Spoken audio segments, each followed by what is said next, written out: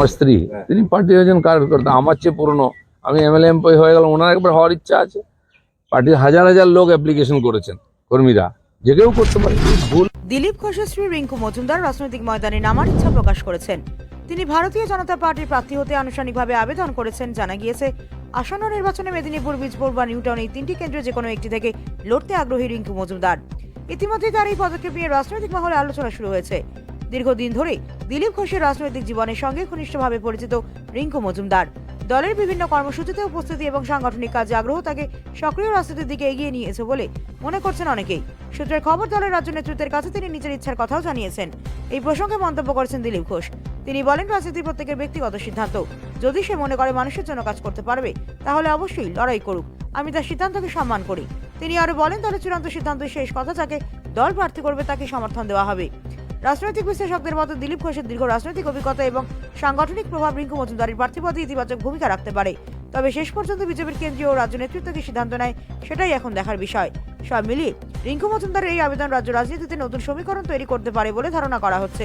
এখন দলের আনুষ্ঠানিক ঘোষণার দিকে নজর রাখা হচ্ছে। ব্যুরো রিপোর্ট, সময় বার্তা নিউজ। আমার স্ত্রী তিনি পার্টির একজন কার্যকর্তা, আমার চেয়ে পুরনো। আমি এমএলএ এমপি হয়ে গেলাম, ওনার একবার হওয়ার ইচ্ছা আছে। পার্টির হাজার হাজার লোক অ্যাপ্লিকেশন করেছেন, কর্মীরা, যে কেউ করতে পারে। ভুল করে কিছু হয়নি, ইচ্ছা করে করা হয়েছে। 1.5 কোটি লোককে হ্যারাসমেন্ট করা হয়েছে ডেকে। তা আমাদের 50% লোক যাদের ডাকার কোনো দরকারই ছিল না, বহু বিশিষ্ট ব্যক্তি, ভালো মানুষ, যারা অনেক আগের থেকে ভোট দিচ্ছেন, তাদেরকে ডেকে নিয়ে 2 ঘন্টা বসিয়ে রাখা হলো। আর বলা হলো ঠিক আছে চলে যান, একটা ফটো তুলে ছেড়ে দেওয়া হলো। বহু লোক আমাকে কমপ্লেন করেছে। খালি তাদেরকে হ্যারাসমেন্ট করা, অপমান করা, যাতে তারা ইলেকশন কমিশন আর কেন্দ্র সরকারের বিরুদ্ধে স্টেটমেন্ট দেয়, এই জন্য তারা ক্ষুব্ধ হয়ে যান, বিরক্ত হয়ে যান। বরানগরের সিসিটিভি ফুটেজে দেখা গেছে মারধর ব্যবসায়ীকে শঙ্কর রাউত, তৃণমূল এমএলএর ঘনিষ্ঠ। অবশেষে সংবাদ মাধ্যমের বারবার প্রচারের পর পুলিশ তাকে ধরেনি, তিনি গিয়ে থানায় হাজির। দেখুন, মারধর করা, ব্যবসায়ীকে তুলে নিয়ে যাওয়া, টাকা নেওয়া, এই নতুন কিছু নাকি? এর জন্য সিসিটিভি দেখার দরকার রয়েছে। লাইভ চলে, ভিডিও দেখছি আমরা, কেউ মিডিয়াতে তুলে দেখাচ্ছে, কেউ মোবাইলে রেকর্ডিং করে দেখাচ্ছে, এটা কোনো ব্যাপার না। আর এই যারা করছে তারা এত দুঃসাহসী। ত্রিপুরা একজন ব্যবসায়ী এসেছিল এখানে, তাকে একজন কাউন্সিলর তুলে নিয়ে গিয়ে 5 দিন আটকে রেখেছিল, মারপিট করেছিল। সে খবর আপনারা করেছেন। আর যারা এইসব করছে তারা জানে আমাদের গায়ে কেউ হাত দিতে পারবে না। তাকে পুলিশ ধরতে পারছে না, সে নিজে গিয়ে হয়তো পার্টির চাপে সারেন্ডার করছে। বেলেঘাটায় কি হলো, বাড়ি ভেঙে তুলে দিচ্ছে, সেখানে প্রমোটিং হবে বলে। ওখানকার 1 নম্বরের যে মাফিয়া গুন্ডা, তাকে সবাই চেনে। তার বিরুদ্ধে কমপ্লেন করতে লোকের সাহস পায় না। কিন্তু জানি না পুলিশ কি করে ওকে ধরে ফেললো ভুল করে। ধরেও না কেউ, কারণ এটা ওপেন সিক্রেট। ইলেকশন যা ইচ্ছা করো, আমাদের জিতিয়ে দাও। বিজয় কৃষ্ণ বেরা পাঁশকুড়ার একজন বাসিন্দা, তার নাম বারবার রাজেশ আলী আসছে। এসআইআর এও বিভ্রান্তি। তিনি বারবার অভিযোগ জানিয়েছেন জেলা শাসকের কাছ থেকে শুরু করে সব জায়গায়, অথচ তার নাম বদল হচ্ছে না, রাজেশ আলী হিসেবে তার নাম থাকছে। আমি জানি না, এরকম অনেক কমপ্লেন আমার কাছে এসছে। একটা পরিবার নদিয়াতে, সম্পন্ন লোক ওখানে, তারা যেহেতু বিজেপি করে, 5 ভাইয়ের নাম আসছে না। ভিডিও বলেছে দয়া করুন আমাকে, আমার পক্ষে সম্ভব নেই নাম তোলা, কারণ নেতারা বলেছে দেওয়া যাবে না। তাদের মা বাপের নাম আছে, তাদের ছেলেপুলের নাম ভোটার লিস্টে এসে গেছে, কিন্তু ওই 5 ভাই যেহেতু ওদের মাথা নত করেন, টাকা দেয়নি, তাই তাদের ভোট নাম তোলা হচ্ছে না। আমি ইলেকশন কমিশনে তাদেরকে বলেছি কমপ্লেন করতে।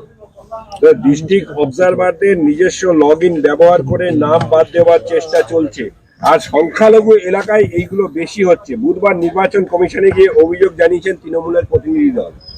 নিঃসন্দেহে এই ধরনের কোনো কাজ হলে অভিযোগ জানানো উচিত। অভিযোগ তো এখানে জানাতেই দেওয়া হয় না।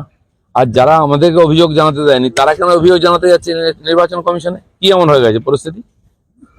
বলছি, শিক্ষা দপ্তরের মিড ডে মিল নিয়ে নয়া নির্দেশিকা নিয়ে ঘিরে বিতর্ক। 31শে মার্চের মধ্যে 12টি অতিরিক্ত ডিম ও মৌসুমি ফল দেওয়ার নির্দেশ। ভোটের দিকে চেয়েই কি এই ধরনের নানা রকম? না, এতদিন ধরে ডিম আর ফলের যে ব্যবস্থা ছিল, সেগুলো কি বাচ্চারা পেয়েছে কোথাও? সেও তো লুট হয়ে গেছে। তো এবং ডবল দেখানো হয় নাম, ডবল মাল আসে, তাও লুট হয়ে যায়। আর যদি সরকার কাউকে পয়সা দেয় খেতে, তো তাতে অসুবিধা কি আছে? খাওয়ান, পয়সা দিচ্ছে অন্য কেউ, বাচ্চারা তো কিছু পা কমপক্ষে। 28 তারিখে প্রকাশিত হবে চূড়ান্ত তালিকা। ইআরও, এই ইআরওদের ভুলের জন্য ডকুমেন্টস আপলোড হয়নি 1,14,000। এদের মধ্যে 60% অবৈধ ভোটার বলে মনে করছেন কমিশন। আমি বলছি, ভুল করে কিছু হয়নি, ইচ্ছা করে করা হয়েছে। 1.5 কোটি লোককে হ্যারাসমেন্ট করা হয়েছে ডেকে। তা আমাদের 50% লোক যাদের টাকার কোনো দরকারই ছিল না, বহু বিশিষ্ট ব্যক্তি, ভালো মানুষ যারা অনেক আগের থেকে ভোট দিচ্ছেন, তাদেরকে ডেকে নিয়ে 2 ঘন্টা বসিয়ে রাখা হলো। আর বলা হলো ঠিক আছে চলে যান, একটা ফটো তুলে ছেড়ে দেওয়া হলো। বহু লোক আমাকে কমপ্লেন করেছে, খালি তাদেরকে হ্যারাসমেন্ট করা, অপমান করা, যাতে তারা ইলেকশন কমিশন আর কেন্দ্র সরকারের বিরুদ্ধে স্টেটমেন্ট দেয়, এই জন্য তারা ক্ষুব্ধ হয়ে যান, বিরক্ত হয়ে যান। বলছি, ভোটের আগে গেরুয়া শিবিরের চলচ্চিত্র উৎসবের আয়োজন, বঙ্গ চলচ্চিত্র উৎসবের মুখ্য উদ্যোক্তা অগ্নিমিত্রা পাল আর রুদ্র নীলকর। ঠিক আছে, যারা ফিল্ম লাইনে আছেন বোঝেন, তারা যদি করেন আপত্তি কি? বাংলা ফিল্মের যা অবস্থা হয়ে গেছে, এই করে যদি একটু পরিবর্তন হয় খুব ভালো হয়। দাদা, শেষ প্রশ্ন, বিধানসভা ভোটে প্রার্থী হতে চেয়ে দলের রাজ্য দপ্তরের বায়োডাটা জমা দিয়েছেন ভাই। আমার স্ত্রী, তিনি পার্টির একজন কার্যকর্তা, আমার চেয়ে পুরনো। আমি এমএলএ এমপি হয়ে গেলাম, ওনার একবার হওয়ার ইচ্ছা আছে।